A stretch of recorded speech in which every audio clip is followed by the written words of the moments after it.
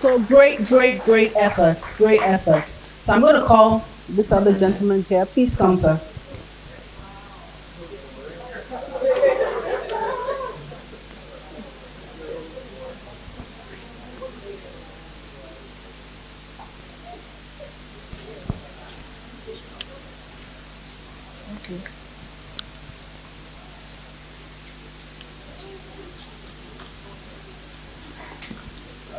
Good afternoon, ladies and gentlemen. My name is Uwem Uko Umo.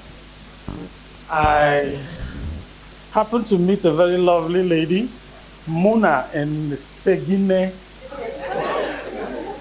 Mona Segine happens to be the lead of her head of her legal practice. She owns her own firm.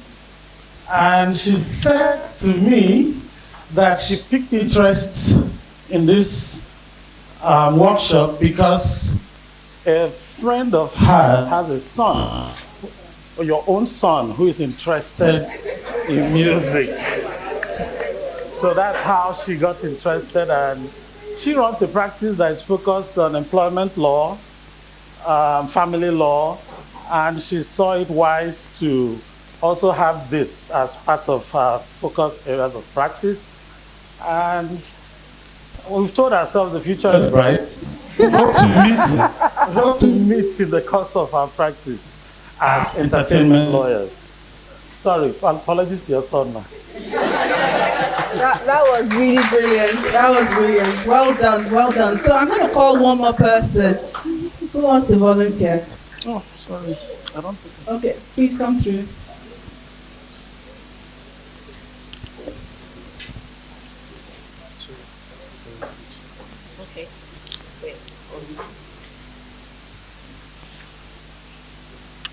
Hello, good day, everyone.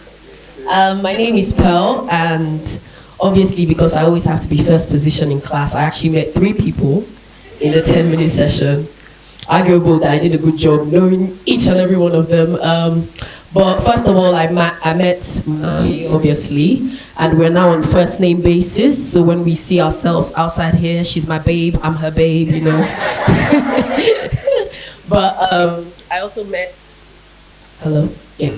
Okay. I also met the amiable Mr. Kanayo, and I actually learned a few things that were quite shocking that I probably would have read in the newspaper if I read the news, but that he's an author, that he has actually mentored up to 3,000 people in the industry, and that he's into full-time advocacy and acting. So that was very interesting.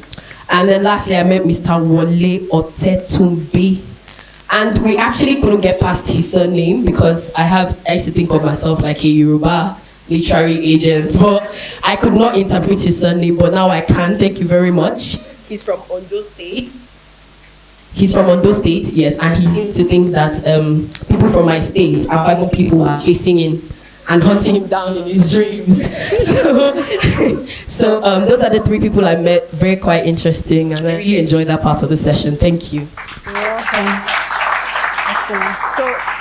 Excellent. So it's up to you to actually hone your skills. You're going to need these skills in networking as you go on in your career, different things. So let us go back and we'll still see some more on networking further down. So now, may I please have the next slide? Yes. And then the next one, please. So, of course, exchanging your business card. This is like you're giving someone money. So you need it to go far.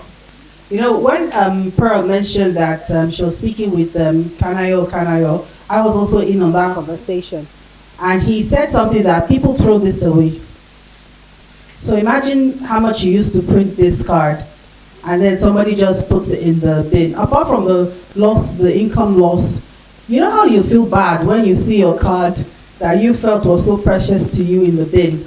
So how do you exchange business cards? So this is what we talk about. So all this are here. So now, one of the things is that try and make a connection first. Don't just hand them out as if you're handing out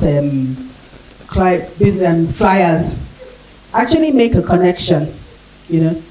Let them ask for it. Or if you feel there's been a connection, you can offer. But usually let them ask. You know? And if you do like the person you want to keep in touch, offer them your business card. So we're going to do a quick demonstration of how that is done. So can I get a volunteer, please? Okay.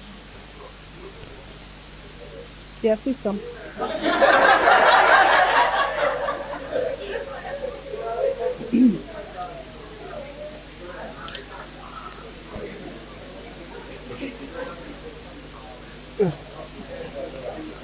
Yeah.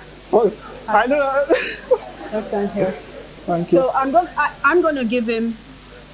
So Okay. hello, how are you? So we've had our conversation. You're going to hand me this.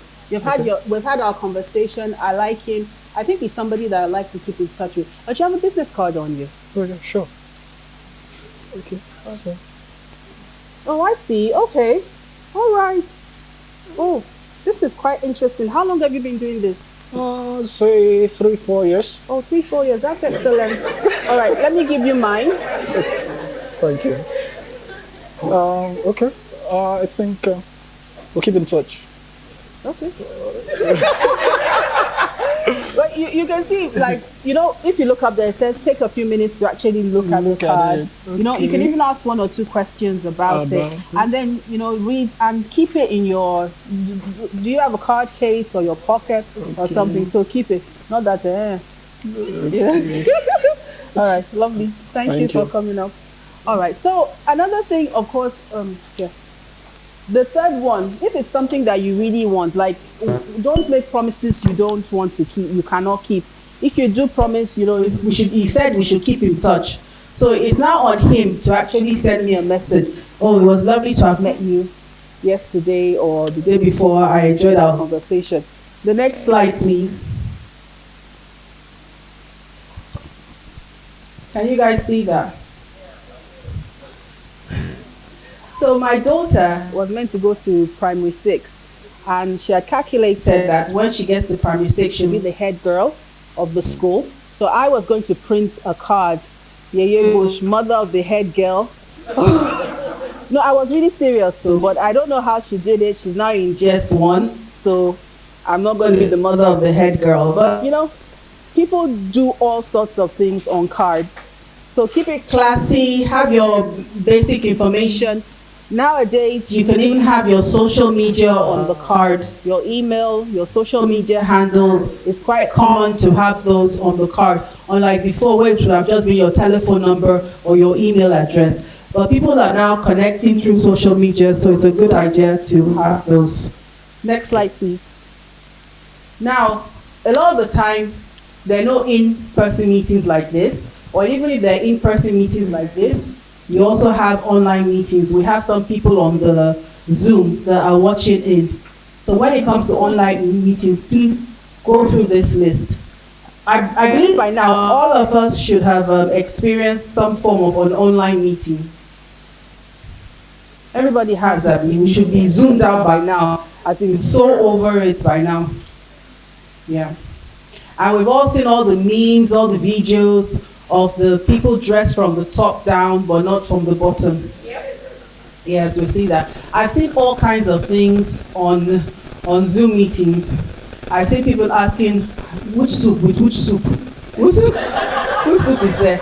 You see people in bed. Did you guys see the joke, the one about the divorce lawyer who brings up his clients and him and the wife that are in bed? They're supposed to be divorcing, and the judge is on the other side.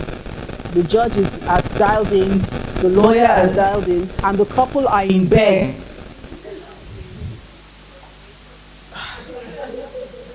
So you see all sorts. And it's just as important as it was then. It's still important because it's now like a staple in our work life. You will always have meetings online.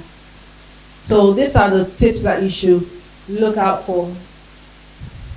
Like I even spray perfume when I'm going to be online, which is no, honestly, I spray perfume, which is really odd because I always believe that my parents will dictate my mood, and you know your outward communication starts from the inside. How do I feel about myself? That's how I will treat other people. So if I dress up nicely, I spray some perfume, I even wear heels. I've seen, people take their shoes off. I wear heels. And I still sit down and I do my classes. And next picture, please. It doesn't even matter for who, because I also teach children, so I'm always well dressed. I like to organize my space. I like to be in the moment. It just helps your mental health and it helps you perform better. Did you guys know this about the BBC people that give the news? That they dress in full evening wear. The evening news, the BBC evening news, the way they sound. You can always tell when someone is well put together, well organized. It comes through in the voice and you enjoy it more. Move along. Oh, so this is a picture of me. Okay, move along. One more, please. Social media. The children of violence on Twitter. The day they brushed me on Instagram. You know when you're out of breath, your breath just leaves your body. What is this? So of course I now called my veterans that this happens. I started laughing that this is small. If you know what we're seeing, I mean, people delight in dragging, writing all sorts. I've the kind of things people write, like literally take my breath away, and they make me so scared. And it's like, we seem to forget that the internet never forgets. You know how it is now. You see a Twitter thread, and next thing they'll say, "Is this you?" They'll go and dig it out. Is this you? And we seem to forget now that with data mining, employers will mine your data. They don't even, what you write on your CV is basically secondary. They'll go and look at all your past tweets. What did you like? Not even if you did not write anything. What did you like? What did you like? What did you press the like button on? And there's nothing nowadays of, I deleted the tweet. It will still come up. It's there floating somewhere. So please go ahead and read this.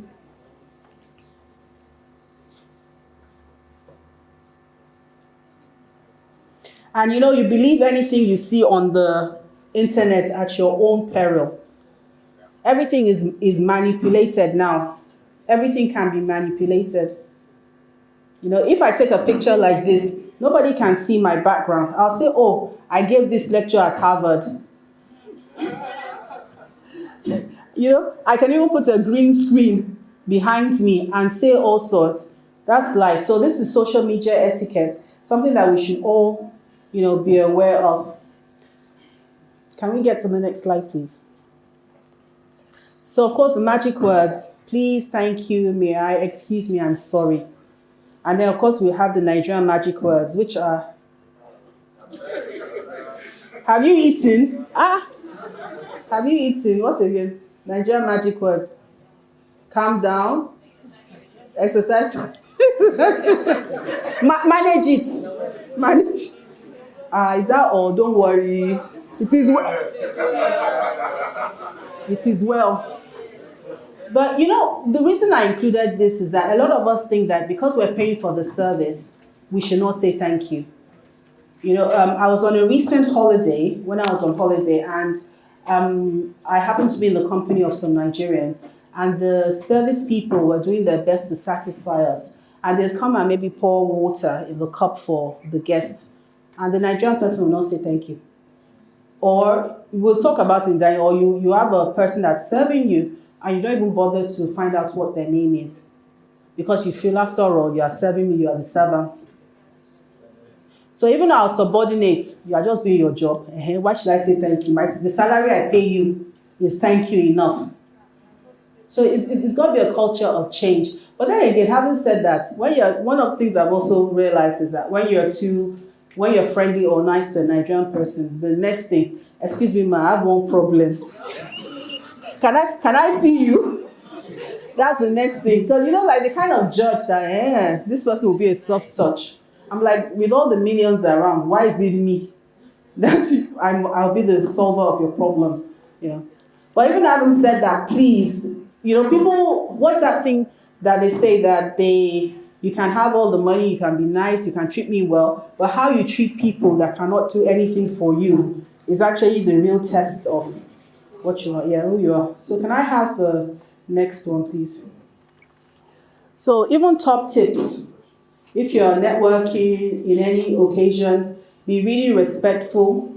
For instance, if people are talking, don't just barge into the conversation. Use their correct pronouns, how they want to be addressed.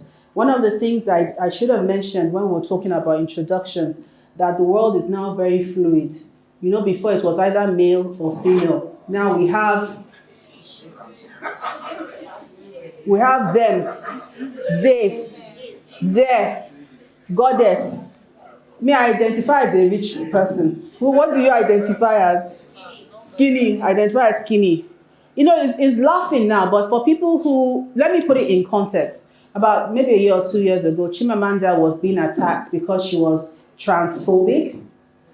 So trans are people that identify as something else. So they may decide today they want to identify as a Caucasian woman, and they were born male. There's even a lot of controversy about that. So she had some dealings with two people, and one of them identified as female, but she was queer.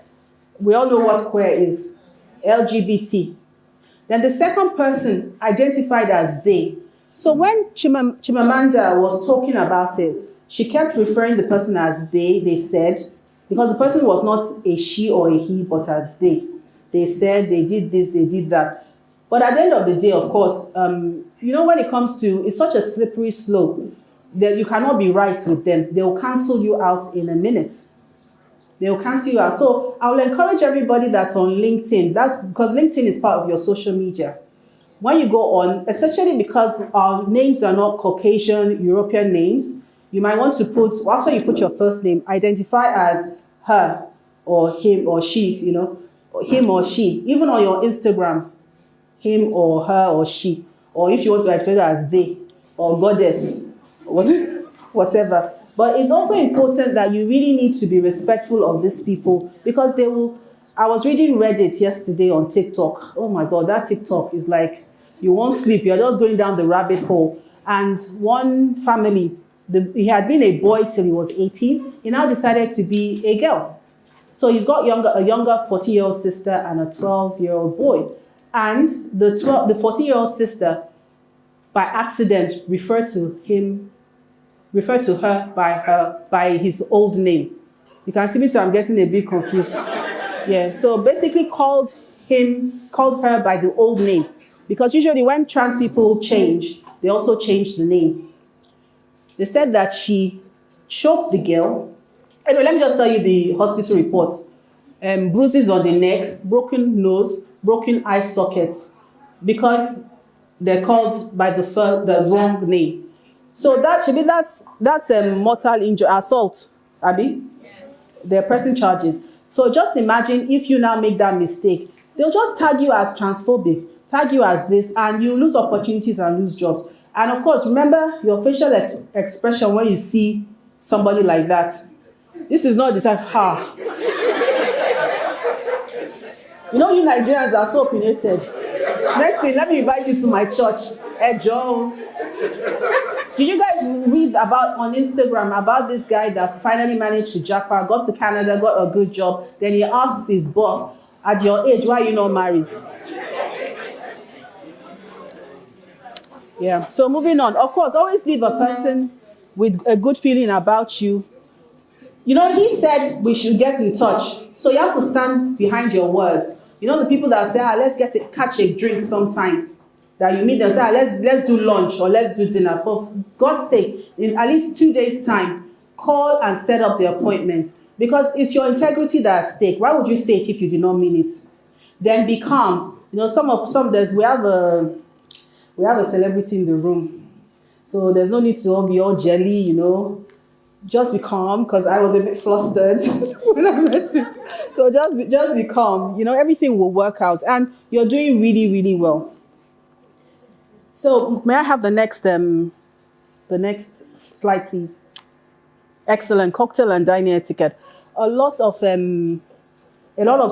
business is done over socializing.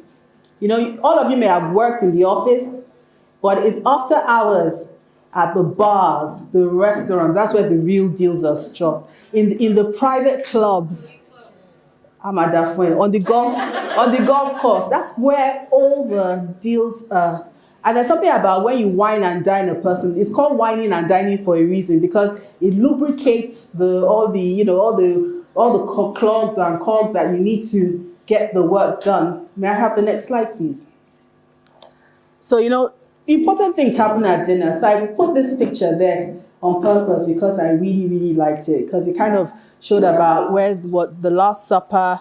It talks about the admonitions, all the things that the Christ had said before he left this earthly realm. So food has played such a major part from some centuries. Back in the day, when they were going to paint you and they painted you with a pineapple in it, that means you were rich, because pineapples were so hard to get. Or they painted you with sugar in it. Or, with our bad history, they painted a person with slaves or servants, or even your wives. You take a picture now with your wives, or all of you that pose in front of your car, you take a picture. So those are really important things that talk about status. So food is really, really important. And one of the things I tell people is that the way you eat will tell your background more than anything.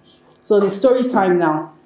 There was one time that I was, this same holiday that I was in, I went on a cruise. So in the cruise, there are different restaurants, but there's one restaurant called the main dining.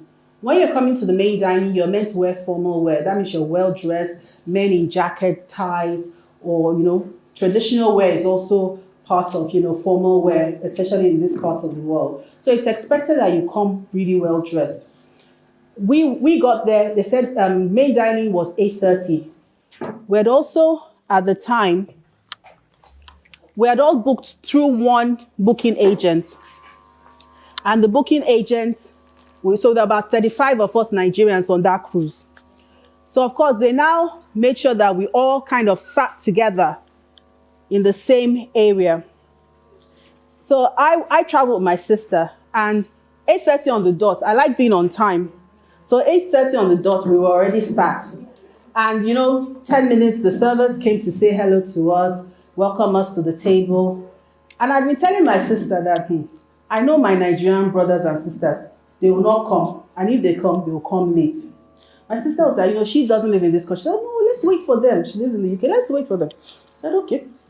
We now started waiting. So, behind us was another table. So there were 3 tables, one table, then another table at the back. Behind us was another tour operator that had booked through the main tour operator. So there were all Nigerians on that table. And right from the onset, I knew it was going to be a disaster. Even the tour operator herself was not properly dressed. She was wearing some really, really, it was more athleisure wear. That's what she was wearing. She was wearing athleisure wear. No problem. Moving on, her guests started coming. So they were all coming late. Dinner was at 8:30. Some were there, some were coming in. Then in walks this lady, not formally dressed, but she still looked nice. These Bluetooth speakers. So imagine this is a restaurant, nice restaurant, and they already had piped music. You have your piped music flowing in. So this woman comes in with boombox. First of all, why did they put us at the back? Why did they tried to explain to her that we're a large party, that's where they accommodated her. No. Then she goes and sits down. Next thing, she puts up the music. Nigerian Afrobeat. Yes, I want to dance. After all, I paid my money. I was like, what is going on here? Because she paid her money, so did I. And I wanted to enjoy my dinner. And she just started. And then the whole table, they were just making, next thing, what is this? What kind of food? Because formal dining, so they're going to bring your menu and then you choose what you want. So you have escargot, you have all these things. It's not a problem because they have the translation in English. And if it's something you cannot eat, you just say, no, I'd rather this, or you leave it. Besides, that's not the only restaurant on the ship. There's Windjammer, that's like a marketplace. They have all kinds of food there. You could have gone there to eat. It was like, when a bad movie will not stop. It kept going on and on. So many different things. What is this? You gave me rice. You didn't put stew. But what did they say? When you roam, do as the Romans do. So my sister and I are still sitting at our table with our backs to them. And I see this lovely guy coming. He was so well dressed. So of course I called him. I'm the friendly type and I'm not shy. I called him to come and sit on our table. That's where problems started, because when they brought the food, to use the knife and fork now became challenge. So we like to say that after all, we are Nigerians. Would the white man come and use his hand? But you've bought into the culture. So at least it behoves on you to learn it. There's so many. You go to dinner with your clients, and if you're not able to do these basic things, the clients too will be looking at you one kind, because you as a lawyer, you're meant to be really high up there. You're learned, you're exposed, and they're looking to you for guidance. So it behoves on yourself to actually train yourself to learn it. So I'm gonna just give me a minute. Can you open the bag for me? I need that plastic thing in my bag. So even apart from eating, how do you even know when a place setting is yours? A place setting is your spoon, knife and fork, glass cup that you're going to use to eat that food. So you go to parties, no, not that one, plastic should be there. You go to parties and, yes, thank you. So this is from my company. It's called a place setting. And the whole idea behind this is that when you're on the dining table, which knife and fork is yours and which cup is yours. So you're not picking another person's cup. When you know these things, what it does for you is it boosts your confidence. It keeps you settled. There's no challenge out there that you will not be able to overcome when it comes to this. So that as you are eating, you're also discussing business. All right. So this is what this is. I'm going to put it here. So now, let us go and talk about cocktail parties. Oh, the slides are not up. Okay. So can I get the next slide, please? Next slide. All right. So even like something like this is an opportunity to network. There are also cocktail parties that you go to where there'll just be, drinks, small chops. Apparently, it's only Nigerians that are calling small chops. They're called hors d'oeuvres. So you have your plate of hors d'oeuvres, you have your drink. So I'm going to kind of tell you how that works. Some of us, we get intimidated when we walk into a room. So as soon as you come into the room, just pause at the entrance, look around, identify someone you can talk to. Look for groups of odd numbers, 3, 5, 7. Or even one person standing on their own. Go and talk to the person. Walk up and talk to the person. Like how Pearl came up to speak to me because I was on my own. It's really, really important to know that. So don't be a wallflower. Try and talk to people that are not from your business or your company, are not even in your field. Try and talk to other people. That's how you network, you make friends. Then if you notice what I'm holding, make sure you have your cup and your refreshments, your little plate of refreshments in your left hand. Another thing I tell people is that before you leave your house, eat. Eat! So that you don't go there hungry. You guys have seen the buffet lines where the person will pack cake on top of eba, on top of a four, on top. It's funny, but it happens all the time. Or 3 or 4 plates. Put everything in your left hand. The reason for this is so that your right hand is free and that you can shake hands and do other things. Try and eat before you go, because I bet you the minute you pop something into your mouth that somebody is going to want to ask you a question. On this same holiday that I went on, I was invited for dinner, and because I like to be early, I got there like 30 minutes early. I got into the area like 30 minutes early. So as I was walking about, admiring the houses, the buildings, I saw there was an exhibition. It was an art exhibition for NFTs. We have an idea what NFTs are, non-fungible tokens. And I just heard about NFTs, so I was really fascinated. I'd read the story of the Nigerian boy that took a picture of the drummer in Ibadan and now posted it. So I wanted to know what this thing. So, exhibitions like that, they usually don't have maybe like a guest list. People had even spilled onto the pavement. So I enter, and they were serving free champagne. So, of course, I entered, meandered my way to the back where they were serving the free champagne. I smiled at the server very nicely. He gave me a full glass of champagne. He was serving people half full, but for me, he gave me a full glass. And I walked around the whole place looking at what it was. Then I noticed a group of 3 people standing. So I went to meet them. I said, hello, hello. And then I asked question, how did you get to come here? We spoke a little bit. We shook hands and they told me their names. So that was really great practice for me to even put into practice what it is that I teach. And people are curious about people. They want to know about you. So they will talk to you. So it's up to you now to just kill the shyness in you and go ahead and go for it. So, do we have another slide? Okay, excellent. Next slide, please. So this is a formal table setting. It has this one, if you notice, there's a difference with this one and that one. So this is something that I even encourage everyone to get. I think I've got some of them here to use for yourself to set your table at home. For all of us that have our homes, you can give it to your help. So even if you're busy, you're going to have guests over, they can set the table. If you've got kids, it's really good for your children as well to learn the proper table setting. And it's just something good for you to practice so that when you're invited to dinner, you know what cutlery is yours and what cutlery is not yours. So for dining, like I said, is the first thing that people will know your background, how you eat. Are you eating with your mouth closed? I'm sure our moms have taught us, eat with your mouth closed. Don't talk when you are eating. How are you holding your glass? Wine glasses, everything from the tip. So it's sometimes not even formal dinner. It's when you go out to drink tea or you have coffee with your colleagues. How are you doing that? So this is a very, very important aspect. So moving on, the next slide, please.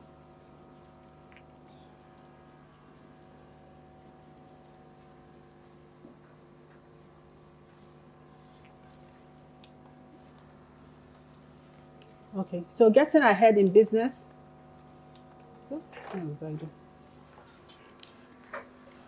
So good manners, work ethics, conscientious attitude, all this will help you get promoted. So you can be the maverick in the office, but you know how sometimes you feel like, why are they taking this person and not me? This person doesn't know anything. But yet it's that person that doesn't know anything that always gets called up to do things in the office, to go out with clients, etc., etc. So at this point in time, we're going to do the next one, please. Who's got the next one? Because we have to do a little segment on the public speaking. He's back. Okay, excellent. Sorry. I hope nobody missed out what I'll say. Can I get the next set of slides? We can do the next set of slides, and after that, I'll just take your questions, your clarifications, and your comments. We're going to talk a little bit about public speaking. So a lot of us always think that public speaking is like a big deal, and we get nervous when we are about to do public speaking. But what I'm doing right now is public speaking. And what you've done also when you are meeting other people, talking to people, is actually public speaking. So how many of us have had to give presentations at work? How many of us have had to talk in court? Well, that's public speaking. We always like to think it's a big deal, that it's more than what it is, but it's all public speaking. Yes, that's it. So a lot of us don't have the what's that called now? We may not have the wit. We may not have the jokes, but we can get our message across, and that's the most important thing. Remember when we spoke about communication, communicating clearly, setting out your ideas. So the whole essence is, if you've ever had to give a presentation, it's almost like arranging your thoughts, what you want to pass across, and that's basically what the foundation for public speaking is. Can I get the next slide, please?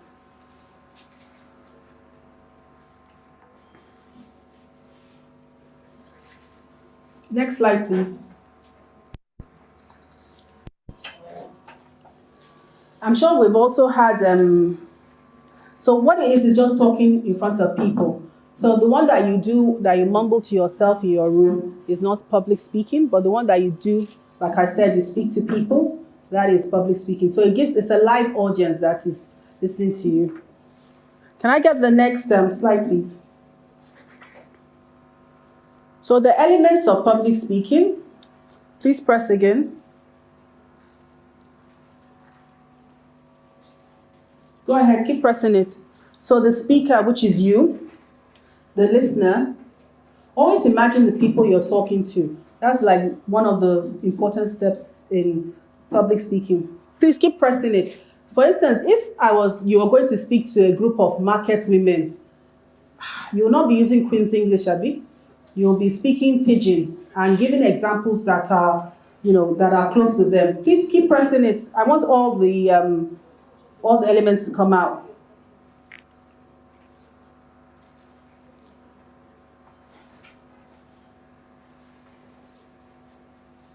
Yeah.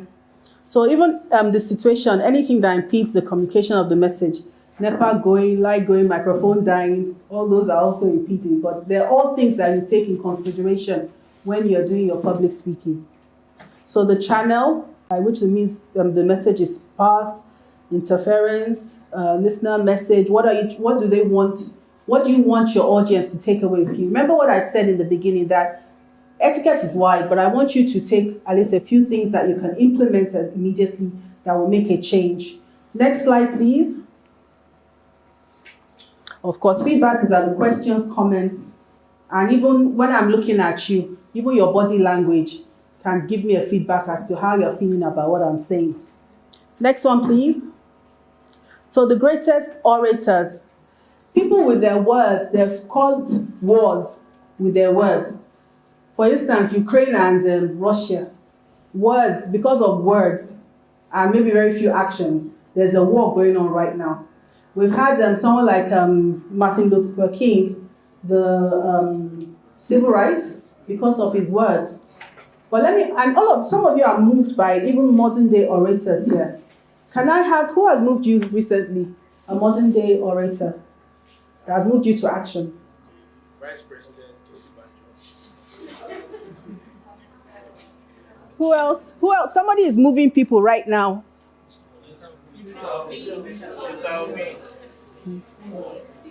Just by what he said.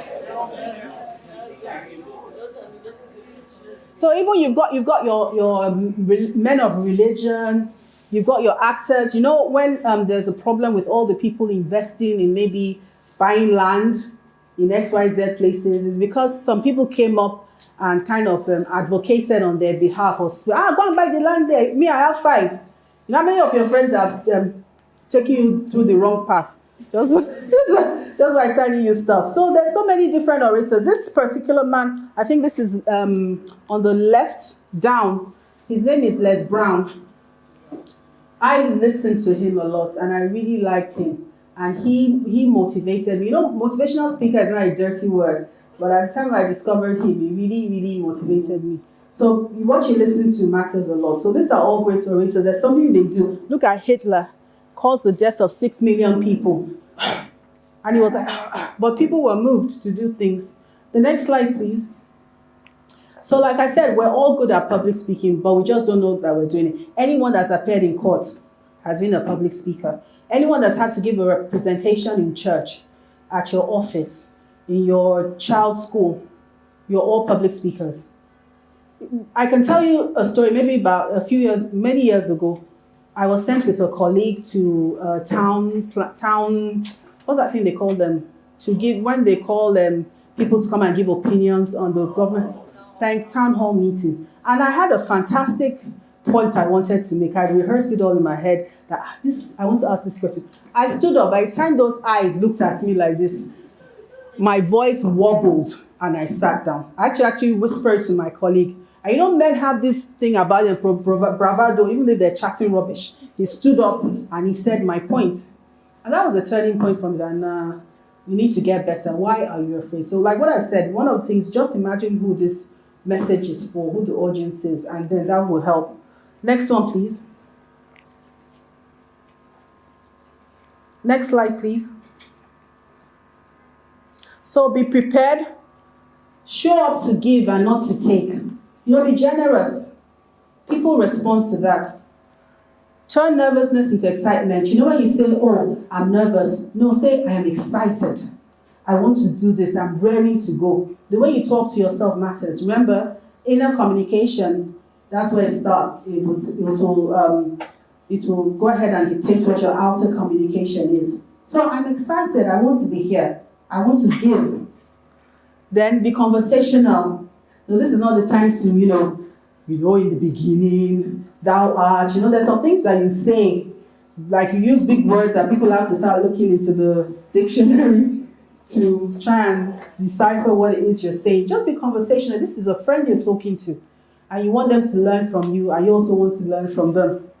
And then speak with passion. Then in Nigeria, as a rule, we speak with passion a lot. So you have people shouting, and the guys and half of what they're saying you don't hear. So slow it down. Behind your voice, of course, there's a passion in it, but not a passion that you're shouting. Modulate your voice. The next one, please.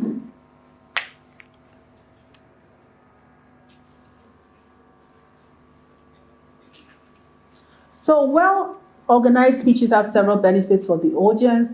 They're easier to understand, easier to remember, more credible, more enjoyable. When I teach, one of the things I like less words in the text. I like people to kind of pick the points. So not too many paragraphs. Then I also give examples and give stories. So everybody has their style. Some even start their speeches with facts. People respond to different things. So did you know that 80% of Nigerians are going to be rich in 2023? People like those, or I like a question, what would you do if I gave you 1 million naira? So there are different ways that you can start your speech.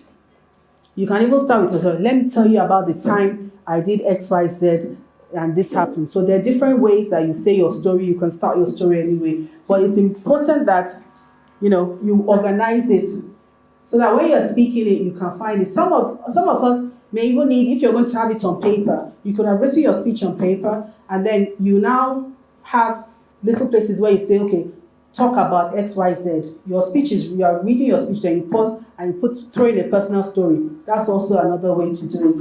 The next slide, please. So this is a basic speech outline. You can actually go online and you can see what this is.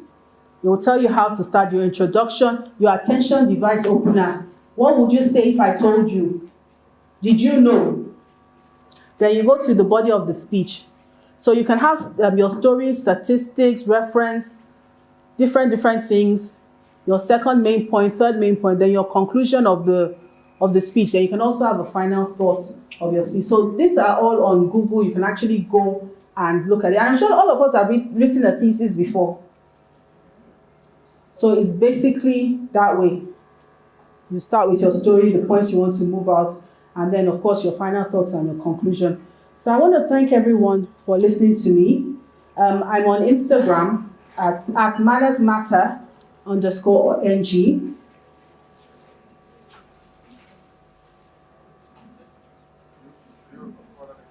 Manners Matter, Manners, MANNERS. Manners Matter, MATTER_NG.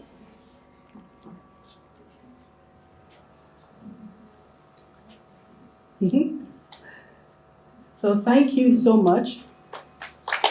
I appreciate it. So of course, if you have any questions for me, I'm ready to take questions, comments.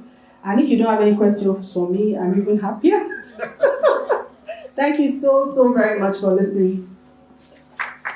Please, another round of applause. If there's one particular thing that has stuck with me today, is to no longer be calling it small chops. But please, how do I pronounce that? Hors d'oeuvres.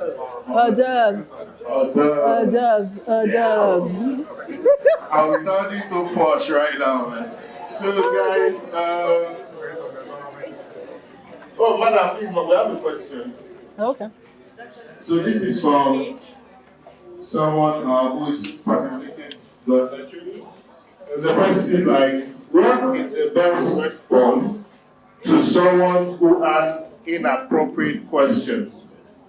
For instance, you meet an acquaintance who is also a colleague or SAN, and you make a comment about your weight or marital status. How do I respond to make them stop and still retain a professional relationship? This particular question is even more, it is so prevalent. It's so prevalent. So, like I told you, my experience with the policeman who was a subordinate, it was easy for me to tell him off. Now, for someone that is senior and you're working for the person, a lot of the time when people make inappropriate remarks, do not smile, do not laugh. And ask questions like, why is that, I don't understand. Just say, I don't understand. I don't understand the question. So the person is forced to explain more. And of course, they will feel stupid. But a lot of the time, as ladies, we laugh. We first laugh and try and brush. Just, and if the person goes, you're not answering, say, I don't understand the question. It's not funny to me. That's it. Any more questions? Oh, we have questions from the room. Let me use the mic. So I'm going to give this to you so people watching virtually can hear it. Okay. Thank you very much. My question is it okay to receive or offer something with your left hand in formal setting? Is it proper? The left hand and right hand is only in cultures such as ours. Everywhere else is not a cultural thing, but here it's a cultural thing. So depending on where you are, it's better that you do it with your right hand. Can you give me a context of where is this happening? Is this happening in Nigeria? Yes, I don't have a problem with it, but I'm just asking. Well, like I said, it's the cultural context. Where is it happening? Everywhere else in the world, in European culture. Okay, the reason why I asked this question is because I was with a colleague and we're at a mall, and then someone asked, an elderly woman asked for help, and then he offered to give her that an item on the shelf with his left hand, and she picked an offense. And so we got into an argument. Of course. You understand? So and she spoke nice English, Queen's English, and all that, speaking that this is inappropriate, and all that, whether it is in a formal setting or informal setting. It was a long argument and all that, and so I thought to ask if it was just me or. It's a great question, and like I said earlier, the cultural context matters. In this part of the world and other African and maybe more cultural societies, you work with your right hand, you give people things with your right hand, you collect with your right hand, because the left hand is termed to be dirty. Go ahead. Thank you. Thank you very much. I want to find out if there is a particular way we should keep our spoon bread and knife if we become satisfied and we are not done with the food. Because sometimes you have these servers going down to clear the table, and sometimes they just take your place. Thank you. So I'm thinking that there is a particular way we should keep our spoon or fork to tell that we are done. All right. So what, like I did say in the beginning, etiquette is very wide. So what she's talking about is the Civil Service Code, and there's a way, the post position. Imagine this was your knife, and this was your fork. So when you put them together on your plate like this, it shows that you're satisfied, you're done. But when you leave them open like this, it shows that you're just paused and you're coming back to eat. Now, the server clearing your plate is because they're probably not familiar with this and have not been trained with it. because I was at a party and I was eating. I was still targeting my chicken that I was going to come back and finish it. And by the time I came back, they cleared my plate, even though I put it in the post position, indicating that I was going to come back. So that's it. Thank you.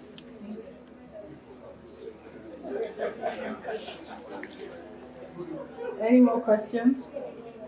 Go ahead.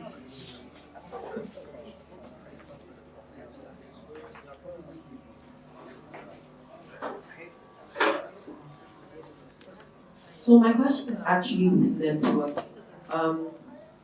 Some of the hardships I experience while networking is the personalities of the people you're talking to. So some people are very introverted, and then you're trying to get them out of shells so that they get to a bigger place, and then you can start proposing business ideas and all that. But the struggle that I have is, for example, when you're talking to says like, yes, thank you, fine. So how do you that conversation? Do you have a tip that's okay? All right. So as I'm a prosecutor, and one of the things I do is, when you're doing examination in chief, and you're doing cross-examination. As a prosecutor, you do examination in chief, you do cross-examination. The questions you should be asking in order to elicit more of a conversation are questions as if you are doing what?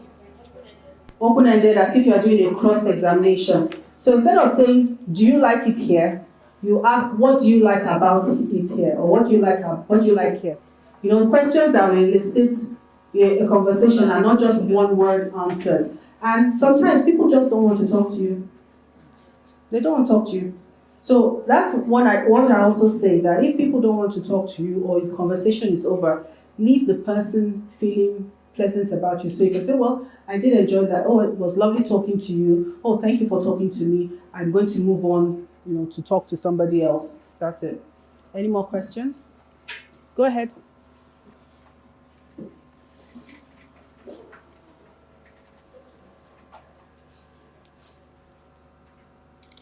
Yeah, everyone, thank you. So my question borders on introduction.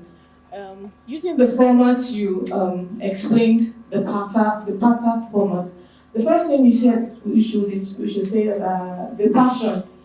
What's wrong with a mother of four talking about that? You said, people just say I'm a mother of four. But really, I think some women, that's all they live for, mothering. And now they call it, some people say I'm a home engineer, my passion is mothering my kids. I don't think there's anything wrong with it, but I don't do it. I don't think they should be prejudiced if they introduce themselves that way, if that is their passion. It's just an observation, maybe.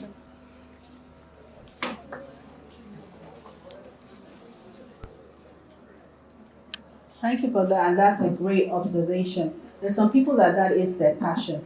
But remember, we want, and it wasn't for introductions, it was actually when you're telling people about yourself. And we want something that's interesting about you. So even if that is your passion, that's what you like to do, at least say something else that is, what's that word now? Like say something that is a fallout or that's a carry on from there. That, maybe in staying at home, I wrote a book or I launched this product. It's up to you. And being a stay-at-home mom or mother of four is fine. But, we can do more. We can do more. Any other person? Okay, I think we're done. So, because of time, and I am trying to plead with her to join us for lunch. Because we are going to have lunch now. And I'm thinking you have to just spend like 10 minutes with us, while we hold our forks, we hold our spoons to just correct us. So this is like another form of practical for us. So thank you so much again, Ma. Please a round of applause again. Thank you. All right, guys, I hope you learned a lot as much as I did. This is the end of our second session. Our speaker for the third session is around. That's going to be our negotiation in the entertainment industry, but that's going to happen after lunch. So we're going to have a brief 30 to 45-minute break, and we'll come back for the third session. Please, lunch is served, so please go down right away and have lunch. To our online viewers, thank you so much for joining us.